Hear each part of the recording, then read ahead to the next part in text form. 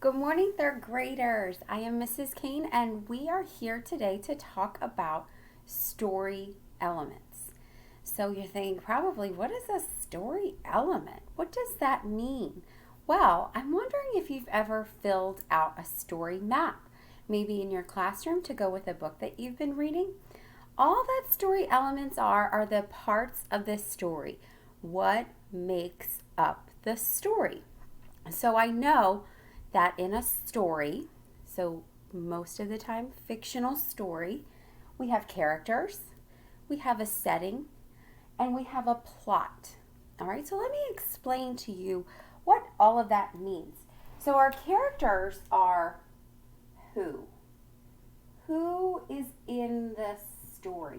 So think about the people or animals or objects or dinosaurs like we've been reading. Think about the setting. The setting could be when and where. So sometimes our settings can be very, very specific. Maybe it tells you the year where the story took place. Maybe it tells you not exactly, but you know it was long ago. Or it could be modern day, meaning right now. But like I said, it could also be very specific and tell you a year. Where can be lots of different things also. So your story may have a few settings where it takes place. You could have in the treehouse. You could have during the Cretaceous period. You could have that they were in the valley per part of their story. Maybe they were in Pennsylvania. It depends on your story. And then finally, we get to the meat, the really good part, which is our plot. So the plot is the events, what happens in the story. And a lot of times inside of our plot, we can break that down even further to our problem, which may also be called the conflict and the resolution or solution. So a lot of times in third grade, we hear problem solution, which is the same as conflict and the resolution. So to start, we are going to talk about maybe a little simple story before we get into this. So think about the three little pigs. If I had to say, who is in the three little pigs? Who are my main characters? I know, obviously, there's the three pigs, each one that built a different type of house. The straw house pig, the stick house pig, the brick house pig. And then, of course, the big bad wolf is our other character that's in our story. And then the setting, maybe depending on what version of this story you're reading, is going to be at each of the pigs' houses. That's where they are during that story. And I remember when I read this book before, it's always in the daytime that this is taking place. And I don't think I've ever read that it was long ago. So I might say that this could happen now. It seems like a modern story, not an old-fashioned. And then our plot are what happens. So we know that the wolf is going to go to each house. Maybe you've read he's going to go borrow a cup of sugar. Maybe you've read that he's going to go in disguise, because there's lots of different versions of this story. But we know that he goes to the house that's built of hay, and he is able to knock it down by blowing, maybe in your version. So then he decides, I'm going to go to the next house that's made of sticks. And he also is able to knock that house down.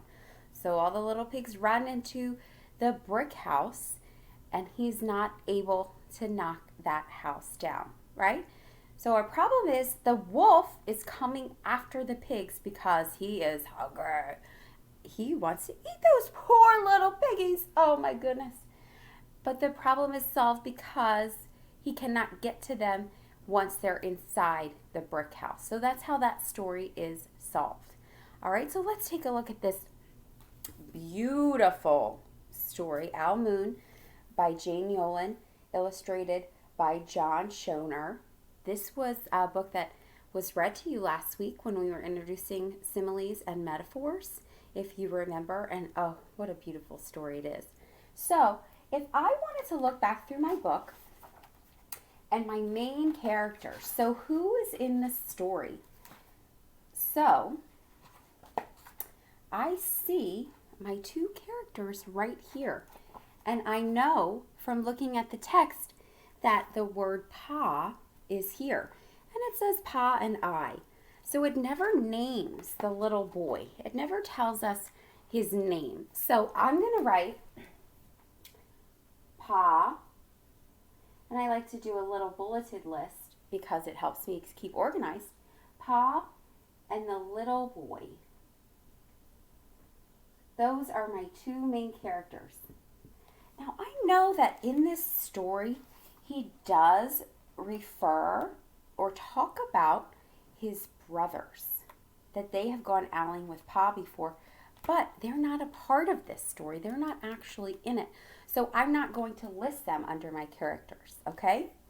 So next, let's move on to the setting. The setting is when and where the story takes place. So I'm looking at this cover, and this cover already tells me, and I have a clue word with the word moon, what time of day is this? So let me read the first page to you. It was late one winter night, long past my bedtime. I already have heard two parts of our setting. It's night, so that's the time of day. So I'm going to write here, night. And it also just told me the time of year, one winter night. So it's nighttime and it's in the winter. Okay? And then I want to think about, does this seem like it happened in the olden times? What do you think? So let's look through the picture and see if we can have any clues of when this could happen. I think to myself, this looks like something that maybe I would wear outside. A hat, scarf, gloves, jacket, boots, all of these types of things. So that doesn't mean old-fashioned clothing. That means he's wearing clothing that could be worn today.